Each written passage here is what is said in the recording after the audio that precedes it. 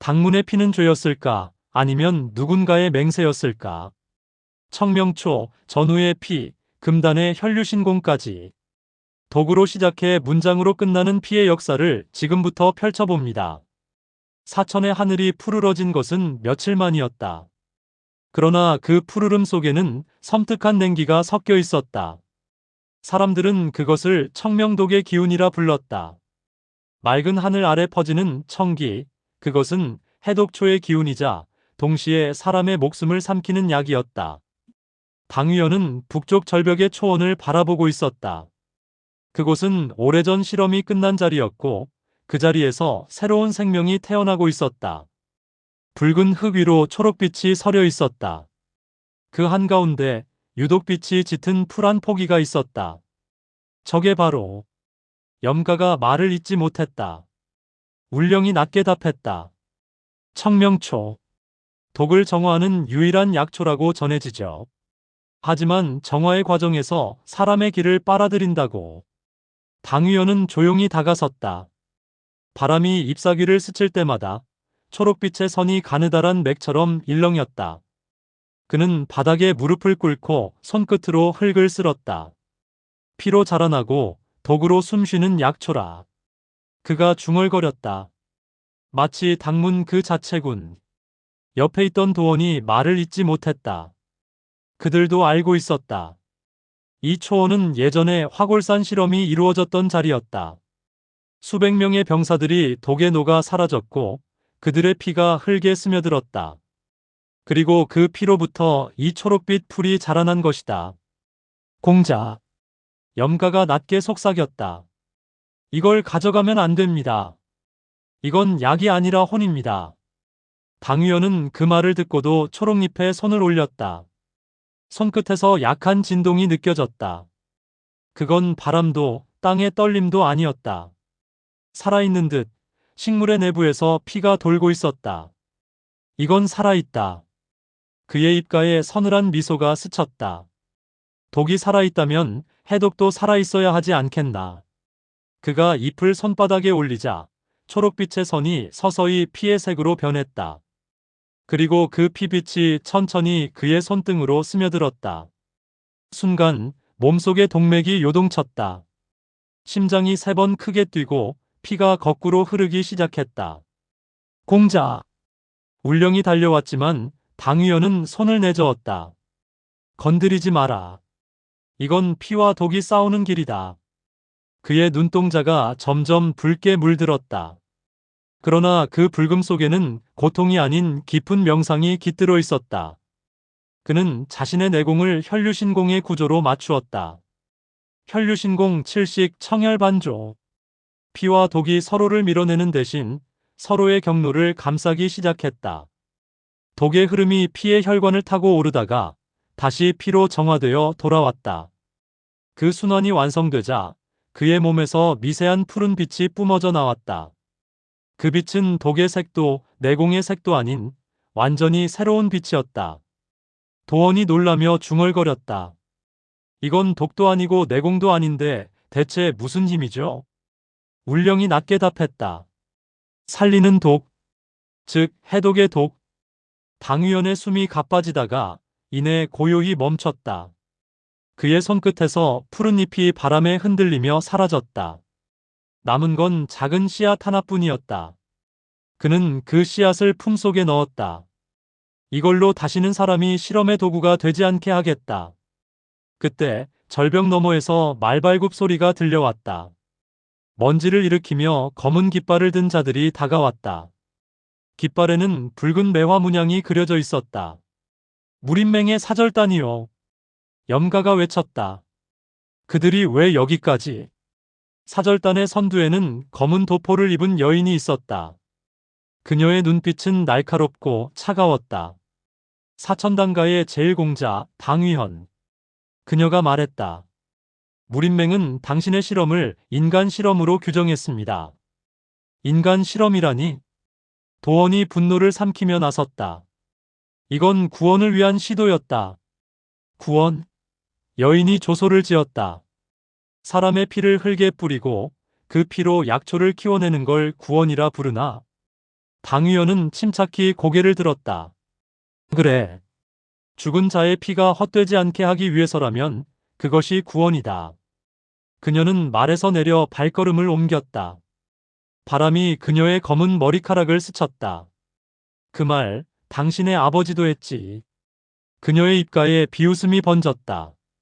그도 사람을 살리려다 수백 명을 죽였어. 잠시 공기가 멈췄다.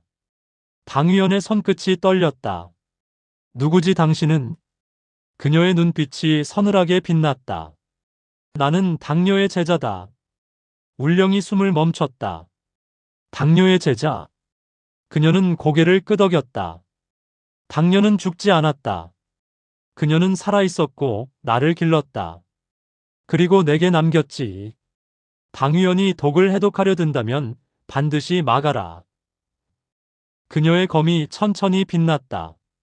그것이 그분의 마지막 명령이다. 바람이 멈추고 초원의 잎이 일제히 고개를 숙였다.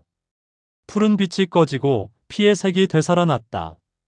당위원은 조용히 손을 들었다. 그녀의 뜻이라면 받아들이겠다. 하지만 그의 눈빛이 날카롭게 번쩍였다. 나는 끝까지 싸운다. 그녀의 뜻을 진짜로 이해하기 위해서. 검과 바람이 동시에 움직였다.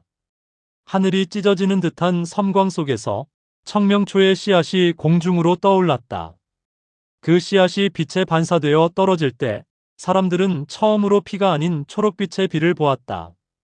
비는 오지 않았다. 그러나 북문 벌판에 흙은 밤새 젖어 있었다. 피빛을 머금은 안개가 낮게 기어다니고 그 안개 사이로 무너진 전차의 쇳소리, 꺼져가는 화톳불의 재냄새가 뒤섞였다. 사람의 울음은 없었으나 울음보다 깊은 침묵이 땅을 덮었다. 당위원은 떨구었던 손을 천천히 들어보였다. 손바닥엔 어제의 씨앗 청명초의 미세한 심이 얇게 숨쉬고 있었다. 바람이 불 때마다 씨앗은 아주 가늘게 떨었고 떨림은 심장박동과도 닮았고 먼 옛날 폭소리와도 닮아 있었다. 그는 그 떨림을 자신의 호흡과 맞추었다. 들이쉬고 멈추고 내쉬는 사이에 피와 독이 서로를 감싸며 돌아가는 개를 그렸다. 공자. 먼 곳에서 걸음을 낮춘 도원이 다가왔다. 어제의 결투에서 그가 세운 격철에는 아직 금속가루가 붙어 있었고 웃음은 검지에 묻은 흙처럼 거칠었다. 사절단은 물러났소. 대신 감시가 늘었습니다. 하오문 쪽 비어는 오늘은 소문이 쉬는 날이라 전했지요. 쉬는 소문만큼 무서운 것도 없지만 염가는 이미 칼을 닦아 칼자루에 흰 천을 감아두었다. 눈동자는 차갑지 않았고 대신 오래 견딘 자의 눈빛이 담겼다. 당뇨의 제자 그 여인은 사라졌습니다. 칼끝으로 뜻을 남기고 갔지요. 마가라는 말은 곧 증명해보아라의 반대편이었다는 걸 어쩌면 우리보다 그 여인이 먼저 알고 있었을지도. 울령은 상처 입은 병사 셋을 살폈다. 그들의 피부에는 식골산의 잔기가 옅게 남아 있었고 혈맥은 불규칙하게 요동쳤다. 그녀는 소금물에 적신 천으로 이마를 닦으며 낮게 불렀다. 하진, 초운. 그림자 둘이 흙길에서 기어나오듯 나타났다. 어젯밤부터 움직이는 발자국을 지우고 바람의 틈을 엮고 칼보다 얇은 길을 만들어 온 소년들. 하진의 눈은 모래빛으로 거칠었고 초운의 숨은 재빛으로 부드러웠다. 여기. 울령이 작은 옥병을 건넸다. 소금 2엽에 냉혈초를 한 방울만 섞은 물이다. 입술에 적셔라. 삼키지 말고 혀 아래에서 녹여. 소년들은 고개를 끄덕였다. 병사들의 입술에 물을 대자 말라 비틀린 숨이 조금 풀렸다. 사람의 목숨이 무너질 때 처음 사라지는 것이 혀끝의 감각이라면 다시 돌아올 때도 처음 찾아오는 것은 혀끝의 맛이었다. 짠맛은 독의 혀를 둔하게 만들고 둔해진 혀는 비로소 말을 기억했다. 우리는 살았나? 누군가가 중얼거렸다. 살았다. 당위원이 대답했다. 오늘은. 그는 씨앗을 꺼내어 햇빛에 비추었다. 씨앗은 어둡지 않았고 밝지도 않았다. 그저 있음의 빛이었다. 그가 흙을 손바닥으로 떠 작은 구덩이를 만들자 염가가 흙의 가장자리를 도려내 비바람에 쓸리지 않게 턱을 세웠다.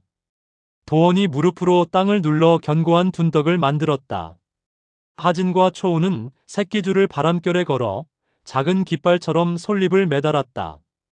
깃발은 보는 이를 위한 것이 아니라 바람을 위한 표식이었다. 여기가 우리 첫 장이다.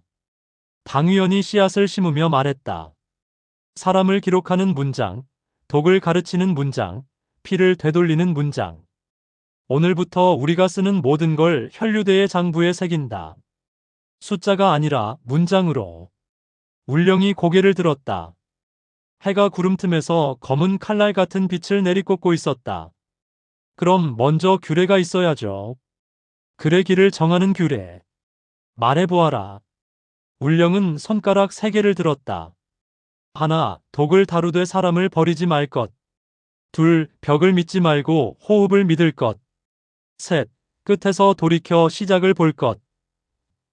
그녀가 미소 지었다. 당뇨의 문장입니다. 이 세 줄을 우리 맹세의 첫머리에 놓아요. 도원이 두툼한 손등으로 땅을 두드렸다. 넷째를 내가 보태지. 칼은 늦을수록 좋다. 오늘처럼. 염가가 눈썹을 살짝 치켜 올렸다. 다섯째는 내가. 말은 짧을수록 오래 남는다. 오늘 우리 장부는 긴 칼보다 짧은 문장으로 적자.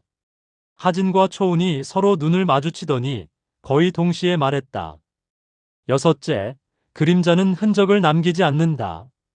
일곱째, 흔적이 없을 때만 길이 남는다. 아이들의 규칙은 어른들의 규칙보다 더 단단했다. 어둠에서 배운 것들은 빛에서도 흔들리지 않는다. 모든 말이 모였을 때 당위원이 마지막을 더했다. 여덟째, 우리는 서로의 피를 빚으로 남기지 않는다. 그는 손바닥을 펴 저마다의 손등을 향했다. 각자 자신의 피로 맹세하되 누구의 피도 저울에 올리지 않는다. 누가 구하고 누가 구원받았는지 장부에 쓰지 않는다.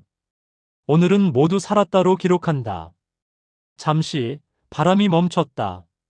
멈춘 바람은 종이에 먹이 스미듯 침묵을 적셨다.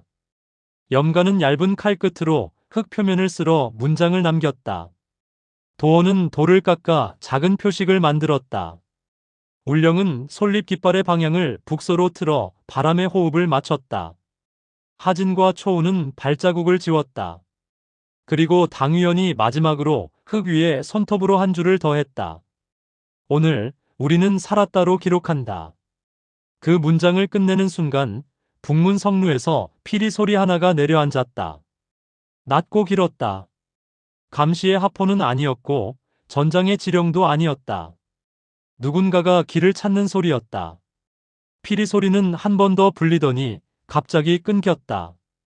끊긴 자리에 짧은 비명, 철 부딪는 소리, 그리고 말을 달리는 급박한 발굽. 올게 왔군. 도원이 대검을 들어 어깨에 얹었다. 살리되 늦춰라. 당위원이 짧게 말했다. 혈류대 지연 진영. 그는 숨을 길게 들이마셨다. 들숨의 턱에 작은 매듭을 2개, 날숨의 끝에 더 작은 매듭을 하나. 도견의 산매듭이 공기의 첫 결을 느리게 했다. 염가가 그 느려진 결의 옆구리를 칼끝으로 살짝 건드려 악보위 쉼표처럼 빈 칸을 만들었다. 도원은 빈칸 앞에 검을 눕혀 넘어지는 길을 만들어 두었다. 울령이 그 위에 소금물에 적신 천을 길게 펼쳤다. 하진과 초운이 철링을 흩어 띄우자 바람은 링마다 다른 음색으로 울었다. 검은 망토 5이 안개를 가르며 달려왔다. 현사왕의 잔당, 그중 셋은 당문이 실험부대표를 아직 떼지 못한 얼굴이었다. 그들의 숨은 급했고 눈은 빠르게 흔들렸다. 망토의 자락이 독의 미세 입자를 길게 끌었다. 막지 말고 앉혀. 당위원의 발끝이 흙을 한 줌 일으켰다. 흙먼지 속에 햇빛이 스며 보이지 않는 선이 드러났다. 그 선 위에서 그는 혈류신공 맥준의 점을 3개 리듬으로 찍었다. 하나, 둘, 셋 심장 한 박, 반박, 한 방 늦춤. 늦어진 심장에 칼은 늦게 든다. 늦게 든 칼은 방향을 묻는다. 방향을 묻는 칼은 그 자리에서 앉는다. 첫 사내가 무릎을 꿇었다. 칼은 떨어지지 않았다. 대신 손목에서 작은 떨림이 빠져나와 철링 하나에 붙었다. 두 번째 사내는 염가의 칼에 무기를 빼앗겼다기보다 내려놓았다. 세 번째 사내는 도원의 검이 목전에서 멈추자 스스로 옆으로 굴러등을 바닥에 붙였다. 멈춤, 내려놓음, 누움 전장의 세 가지 문장. 누구의 명이냐? 당위원의 음성이 낮게 내려앉았다. 북문 비풍루. 지령의 증인은 삼방이석은 죽었다. 사내의 혀끝이 더는 말을 만들지 못하고 떨렸다. 울령이 소금물을 살짝 입술에 적시자 혀가 사람의 말을 다시 기억했다. 살고 싶다. 살고 싶다는 말은 천하의 모든 지령보다 정확했다. 염가는 칼을 거두며 고개를 끄덕였고 도원은 검끝을 땅에 세워 소리 없이 울렸다. 하진과 초우는 망토를 벗겨내고 팔굽의 매듭을 느슨하게 풀어주었다. 사람을 묶던 매듭이 먼저 풀릴 때 전장은 비로소 끝이라는 이름을 얻는다. 그때였다. 먼 성루 쪽에서 새 검기 하나가 바람을 쫓아 내려왔다. 칼날은 말하지 않았지만 손의 주인은 말 대신 질문을 던졌다. 너희가 진짜로 살리려 하느냐? 질문은 곧 칼이 되어 염가의 어깨 위로 미끄러졌다. 염가는 칼로 칼을 막지 않았다. 대신 반사면을 만들었다. 금속의 옆면을 살짝 기울여 칼의 힘을 늦게 했다. 늦은 칼은 화를 내지 못한다. 누구냐? 도원이 묻자 검은 차양 뒤에서 눈 하나가 반짝였다. 문장을 보러 왔다. 익숙한 냄새였다. 바람 속에 먼데 어디서나 한 번쯤 맡아본 하오문.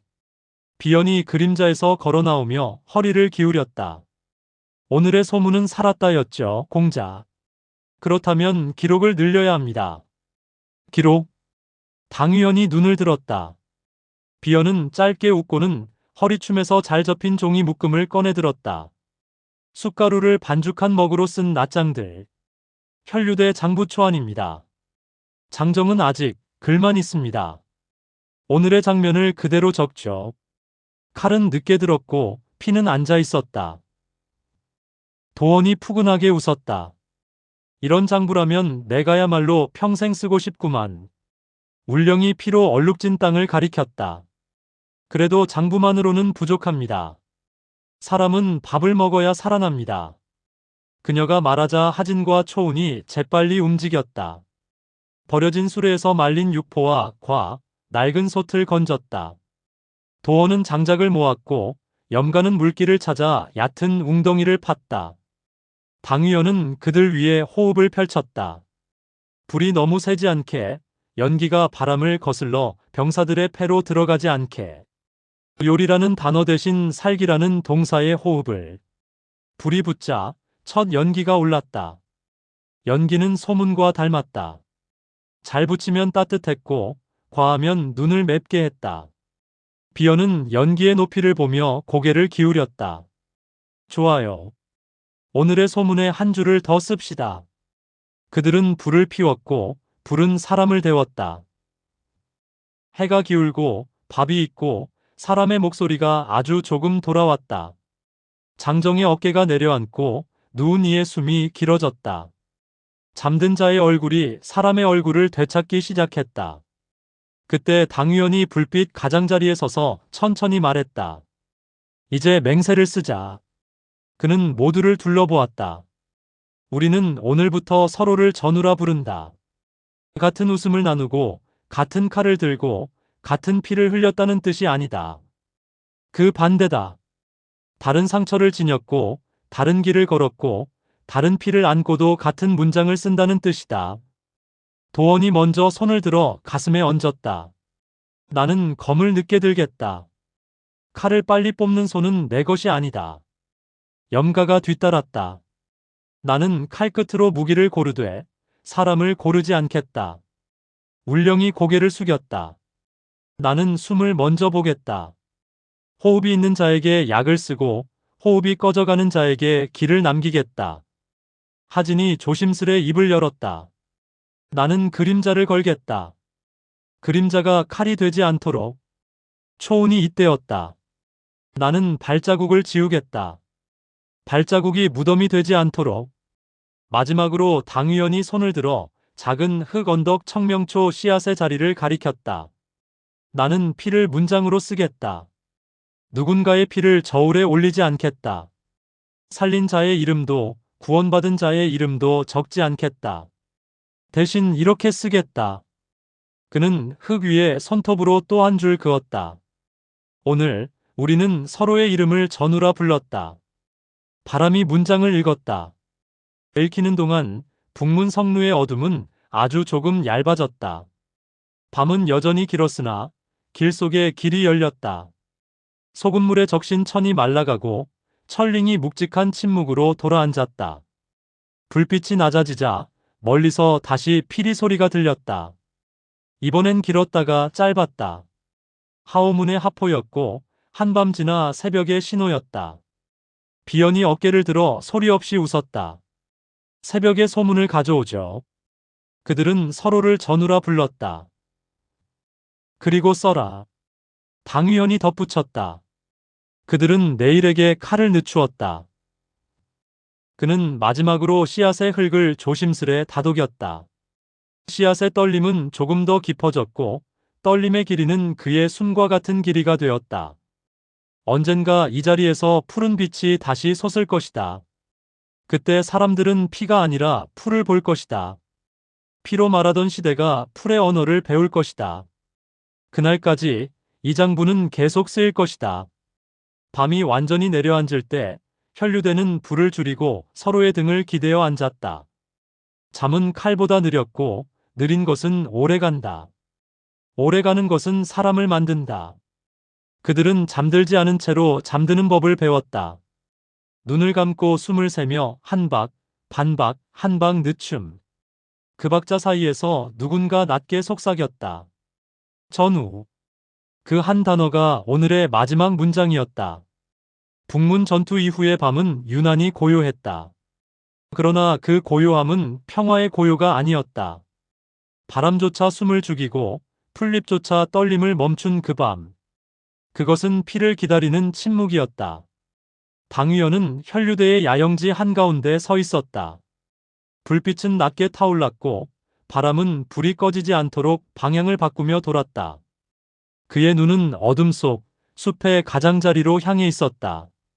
거기엔 보이지 않지만 확실한 살기가 있었다. 공자. 울령이 낮게 다가왔다. 주변의 매복은 이미 감지했습니다. 하지만 움직이지 않습니다. 그들은 기다리고 있어요. 우리를 두려워하는 건 아니야. 당위원의 눈빛이 차가웠다. 그들은 시간을 기다리는 거지. 그 말이 끝나기도 전에 바람의 결이 바뀌었다. 한순간 불빛이 길게 흔들리더니 꺼졌다. 남은 건 잿빛 어둠과 사람들의 심장 소리뿐이었다. 그때였다. 첫 번째 살기가 날아왔다. 바람을 갈랐다는 표현조차 부족했다. 그것은 공기 자체가 갈라지는 소리였다. 비와 십침 제3식 분열침. 당위원의 손끝에서 바늘 하나가 튀어나갔다. 어둠 속에서 뭔가가 끊어지는 소리가 났다. 척! 그 순간 나뭇가지 위에 매달려 있던 한 그림자가 피를 토했다. 한 명. 도원이 검을 뽑았다. 이게 시작이겠지. 아니. 당위원의 시선이 더 먼 곳으로 향했다. 이건 시작이 아니라 신호다. 그의 말이 끝나자마자 사방에서 동시에 수십 개의 살기가 폭발했다. 그것은 마치 바람이 칼날로 변한 듯한 광경이었다. 공기가 울었다. 피가 튀기 전 먼저 소리가 죽었다. 울령이 손끝으로 독환을 던졌다. 은영폭. 짧은 폭발과 함께 하얀 연무가 피어올랐다. 그 속에서 염가가 재빠르게 움직였다. 그의 칼은 번개가 아니었다. 그보다 더 느리게, 그러나 확실히 죽이는 칼이었다. 한 명, 두 명 그림자들이 쓰러졌다. 그러나 그림자가 쓰러질 때마다 더 깊은 그림자가 생겨났다. 그들은 하오문의 은자 복장을 하고 있었다. 하지만 움직임은 하오문답지 않았다. 그림자가 아니라 죽음 그 자체였다. 이건 하오문이 아니야. 비연의 목소리가 어둠 속에서 들려왔다. 그녀가 나무 위에서 뛰어내렸다. 이건 감찰무인이다. 감찰무인? 울령이 놀랐다. 무린맹의 내부 감찰 조직이 왜? 그들이 하오문을 가장하고 우리를 치는 거야.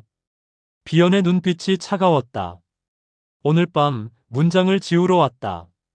그 순간 천막이 찢어졌다. 하얀 비단 같은 천막이 피와 함께 갈라졌다. 그 틈으로 들어온 한 남자가 있었다. 그의 얼굴은 가면으로 가려져 있었고 옷은 흰색.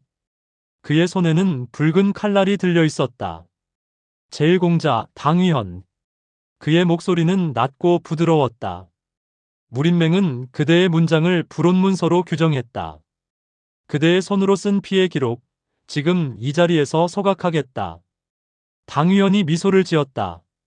문장은 불에 타면 재가 되지. 그의 손끝에 피가 맺혔다. 하지만 재는 흩어지지 않는다. 그의 발끝이 바닥을 쳤다. 혈류신공식 면맥. 피가 터져나가며 그를 중심으로 원을 그렸다. 그 원은 마치 매화의 꽃잎처럼 펼쳐졌다. 그 붉은 빛 안에서 감찰무인의 움직임이 느려졌다. 피의 흐름이 공간을 조종하는 듯했다. 당문 금기 연맥이라니. 가면의 남자가 혀를 찼다. 역시 금단의 피를 물려받은 자로군. 금단. 당위원이 낮게 웃었다. 금단은 봉인을 위한 말이지. 난 그 봉인을 풀기 위해 태어났다. 그의 손끝에서 10개의 바늘이 공중으로 떠올랐다. 붉은 바늘, 검은 바늘, 푸른 바늘. 각기 다른 동맥을 상징하는 십독보의 계승침이었다. 그 바늘들이 동시에 회전하며 빛의 고리를 만들었다. 비화십침 결식, 만혈진. 빛이 터졌다. 바늘들이 허공에서 폭발하듯 흩어지며 어둠 속의 살기들을 전부 가뒀다. 살기가 움직이는 방향마다 바늘이 먼저 도착했다. 피가 공중에서 부유했다. 그러나 떨어지지 않았다. 혈류신공의 기운이 그것을 공중에 머물게 했다. 이게 사람의 힘이냐? 가면의 남자가 중얼거렸다. 이건 독의 힘이다. 당위원이 대답했다. 독은 사람을 죽이는 게 아니라 사람을 멈추게 한다. 그래야 다음 문장을 쓸 수 있으니까. 그 말과 함께 그는 손을 내렸다. 피가 떨어졌다. 그 피는 죽은 자들의 피가 아니었다. 살아있는 자들의 심장으로부터 나온 멈춘 피였다. 감찰무인들이 쓰러졌다. 그들은 죽지 않았다. 대신 움직이지 못했다. 그들의 눈은 열려 있었지만 공포보다 깊은 평온이 그 속에 있었다. 비연이 다가와 가면을 벗겼다. 그 안의 얼굴은 낯익었다. 감찰석이 당문의 서고를 지키던 노인이었다. 그가. 울령의 목소리가 떨렸다. 그가 직접. 그래. 당위원이 천천히 고개를 끄덕였다. 그는 감시가 아니라 심판자였던 거야. 비연이 조용히 물었다. 죽일까요? 아니. 당위원이 피를 닦았다. 죽이면 아무것도 남지 않아. 그는 지금까지의 당문이 어떤 길을 걸었는지 보여주는 증거다. 그는 천막 밖으로 나갔다. 하늘에는 아직 별이 뜨지 않았다. 새벽이 오기 전에 어둠. 모든 죽음이 가장 고요해지는 그 시간이었다. 그는 피로 물든 손을 하늘로 들어 올렸다. 그의 손끝에서 작은 빛이 피어올랐다. 피가 아닌 청명초의 씨앗에서 나온 빛이었다. 그 빛이 하늘을 향해 퍼졌다. 오늘의 문장을 써라. 그가 말했다. 비연이 고개를 끄덕였다. 그녀의 붓끝이 천막천에 닿았다. 피는 멈추었다. 칼은 늦추었다. 살아남은 자들은 문장을 남겼다. 그 문장이 완성되는 순간 바람이 불었다. 바람은 피의 냄새를 지우지 않았다. 대신 그 냄새를 더 멀리, 더 오래 남겼다.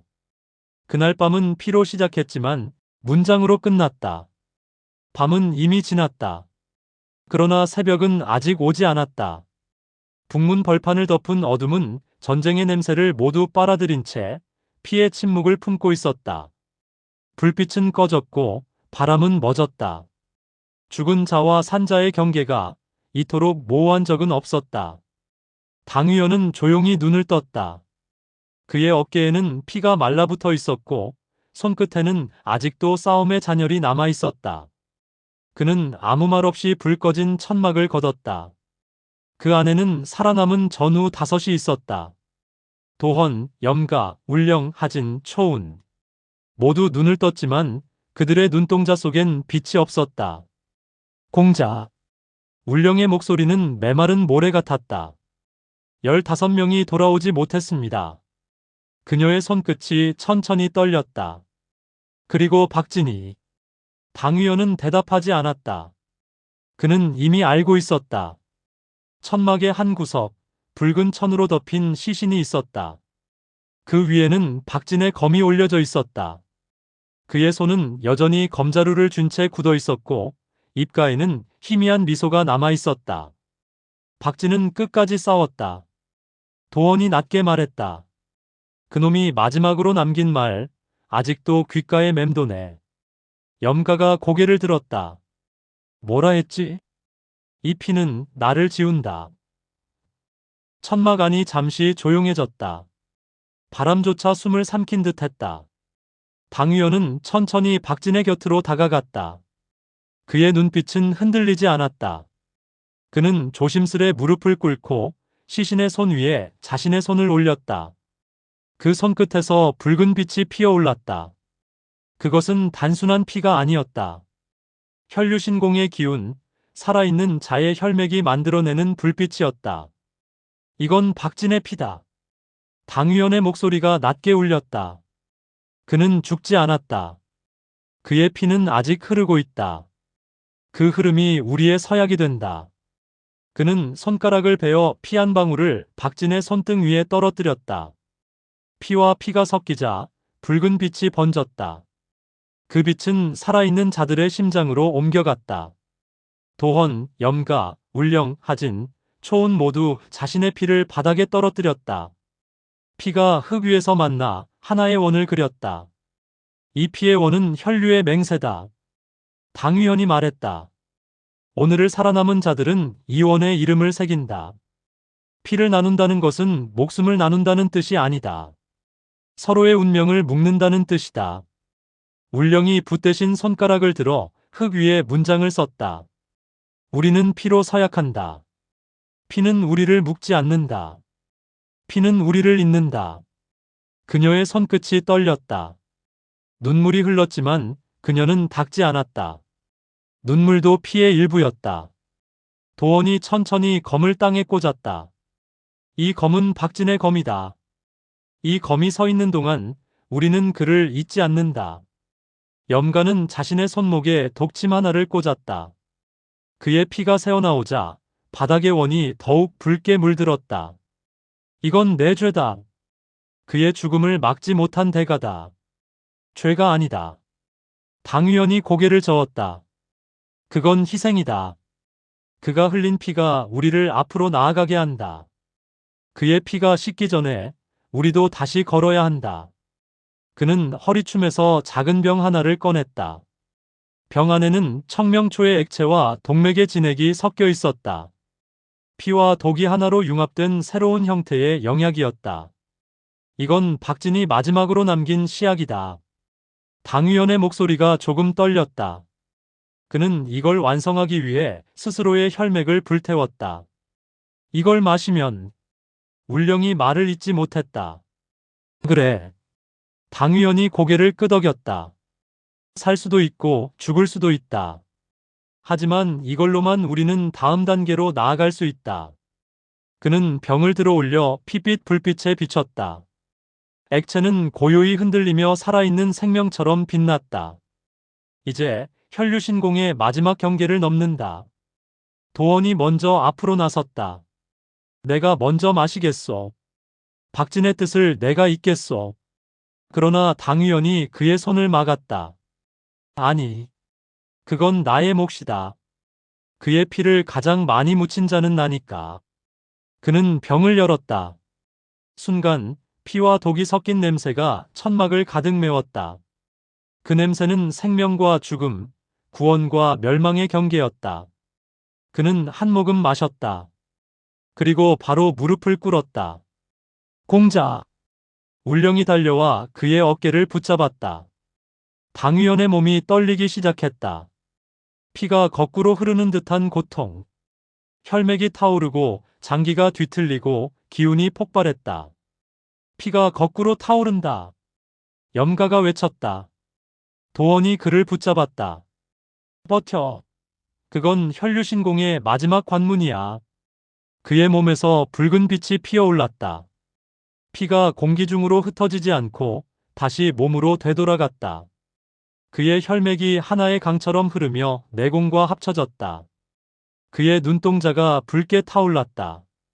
그리고 고통이 멈췄다. 당위원은 천천히 숨을 내쉬었다. 박진의 피가 나와 함께 흐른다. 그는 손을 들어 올렸다. 그의 손끝에서 붉은 빛이 피어오르며 공기를 갈랐다. 이제 피는 무기다. 피는 생명이고 독은 그 생명을 지키는 방패다. 그의 등 뒤로 빛이 터졌다.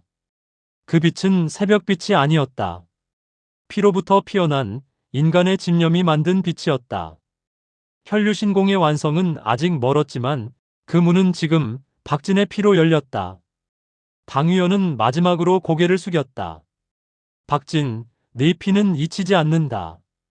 오늘 우리는 내 이름을 문장으로 남긴다. 그는 흙 위에 손끝으로 한 줄을 그었다. 그의 피는 흙이 되었고 흙은 우리를 다시 걷게 했다. 그 문장이 완성되는 순간 천막 밖으로 붉은 빛이 퍼졌다. 그리고 멀리서 새벽이 아주 천천히 찾아왔다. 새벽이 밝았다. 그러나 그 빛은 따뜻하지 않았다. 하늘의 빛은 아직 피와 연기의 냄새를 지우지 못했고 바람은 여전히 죽음의 기운을 머금고 있었다. 그 빛 속에서 당위원은 앉아 있었다. 눈을 감은 채 가슴 한가운데를 향해 천천히 호흡을 내뱉고 있었다. 공자. 울령의 목소리가 떨렸다. 그만 쉬셔야 합니다. 그러나 그는 눈을 뜨지 않았다. 아직 멈출 수 없다. 그의 목소리는 낮고 단단했다. 이 피가 아직 완전히 돌지 않았다. 그의 몸속을 돌고 있는 것은 단순한 내기가 아니었다. 청명초의 정수와 박진의 피, 그리고 당문의 금단독이 하나로 뒤섞인 새로운 생명체와도 같은 기운이었다. 그것은 뜨겁고 차갑고 무겁고 가벼웠다. 그는 그 혼돈을 억지로 다스리지 않았다. 대신 받아들였다. 피가 흐르고 있다. 도원이 중얼거렸다. 그는 믿을 수 없다는 듯 당위원의 팔을 바라봤다. 피가 혈관을 따라 붉게 빛나며 피부 위로 그 경로가 그대로 드러나 있었다. 마치 피가 몸을 그리는 듯 했다. 저건 염가가 속삭였다. 혈류신공의 진체화다. 당위원의 눈이 천천히 떴다. 그 눈동자는 붉지 않았다. 오히려 투명했다. 피의 색이 아니라 피를 넘어선 무색의 경지였다. 이제 알겠다. 그가 천천히 일어섰다. 혈류신공은 피를 제어하는 무공이 아니다. 피를 이해하는 무공이다. 그는 손끝을 들어 허공을 가르듯 내질렀다. 그 순간 공기가 갈라졌다. 공기 속에 흐르던 미세한 수증기와 먼지가 마치 피가 도는 것처럼 빛의 선을 그리며 움직였다. 그가 손을 돌리자 그 선들이 모여 하나의 혈맥을 이루었다. 그 혈맥은 공중에서 살아 움직이며 땅으로 내려왔다. 피가 공기를 타고 흐른다. 울령이 숨을 삼켰다. 이건 인간의 혈류가 아니라 세상의 혈류. 그는 고개를 끄덕였다. 그렇다. 이 세상의 모든 기운은 결국 피로 이어져 있다. 사람의 피, 짐승의 피, 나무의 수액, 바람의 숨결까지 모두 흐른다. 혈류신공은 그 흐름을 듣는 귀를 여는 것이다. 그는 천천히 손을 쥐었다. 그 순간 땅이 울렸다. 지면 아래에서 도래맥이 움직였고 바람이 달라졌다. 그의 발밑에서 붉은 기운이 피어오르며 원형의 문양을 만들었다. 그것은 혈류대가 피로 그렸던 원과 닮아 있었다. 공자, 이제 충분합니다. 도원이 외쳤다. 그만두지 않으면 몸이 견디지 못합니다. 견딜 수 있다. 그의 목소리가 낮게 울렸다. 이건 내 몸의 고통이 아니다. 이건 박진의 피, 우리 모두의 피다. 그의 몸이 떠올랐다. 공중에 피로 된 원이 생기고 그 안에 그의 몸이 서 있었다. 그의 혈맥이 빛으로 변해 몸 밖으로 흘러나왔다가 다시 들어왔다. 그 빛은 단순한 붉은 빛이 아니었다. 금빛, 청빛, 자주빛이 섞여 마치 살아있는 생명체처럼 움직였다. 울령이 눈을 가렸다. 빛이 너무 강해요. 그 빛 속에서 당위원의 목소리가 들렸다. 이제 시작이다. 이 피는 죽음을 거부한다. 이 피는 생명을 지탱한다. 이 피는 독을 품고 독은 나를 지킨다. 그의 손끝에서 붉은 바늘이 하나 피어났다. 비와 십침의 첫 침, 그러나 이번엔 완전히 달랐다. 이것은 금속도 독액도 아닌 순수한 피의 기운으로 형성된 바늘이었다. 그가 그것을 손끝에서 놓았다. 바늘은 공중을 돌며 멀리 날아갔다. 그리고 나무 하나를 꿰뚫었다. 그 나무는 쓰러지지 않았다. 대신 나무의 껍질 속에서 새로운 싹이 돋아났다. 살아났다. 울령이 놀란 눈으로 속삭였다. 저건 피의 독이 아니라 생명의 독이야. 당위원은 미소를 지었다. 박진이 말했지. 이 피는 나를 지운다. 이제 그 의미를 안다. 그의 피는 그를 지웠지만 나를 만들었다. 그의 죽음은 나의 생명이고 나의 생명은 그를 이어가는 길이다. 그는 천천히 손을 내렸다. 빛이 사라지고 피의 기운도 잠잠해졌다. 그의 몸에서 피가 다시 흐르기 시작했다. 그러나 이제 그 피는 이전의 피가 아니었다. 그것은 독과 융합된 완전히 새로운 존재의 피였다. 혈류신공, 완성이다.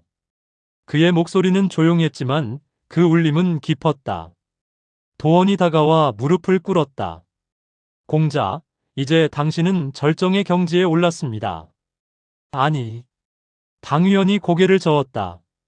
나는 이제야 출발선에 섰을 뿐이다. 이 피로 이제 세상을 다시 써야 한다. 그의 눈이 멀리 산등성이를 향했다. 그곳엔 사천의 본가가 있었다. 당문. 그가 낮게 중얼거렸다. 너희는 피로 세상을 지배하려 했지만 나는 피로 세상을 구할 것이다. 그의 손끝이 떨렸다. 그리고 마지막으로 그가 손바닥을 펼치자 공기 속에서 혈맥의 문양이 피어올랐다. 그것은 사람의 심장을 닮았고 동시에 매화를 닮은 문양이었다. 그 문양이 허공에 새겨지자 붉은 빛이 사천의 하늘로 흩어졌다. 그날 사천의 하늘에 붉은 매화가 피었다. 사람들은 그것을 불길이라 불렀지만 후일의 기록에는 이렇게 적혔다. 그날 피가 하늘을 물들였다. 그러나 그 피는 사륙의 피가 아니었다. 그것은 생명을 되돌리는 피였다. 그 피의 이름 혈류신공이라 하였다. 오늘의 이야기는 여기까지입니다. 들어주셔서 감사합니다. 구독과 좋아요는 큰 힘이 됩니다. 계속해서 이어질 당문의 피와 죄로 찾아오겠습니다. 감사합니다.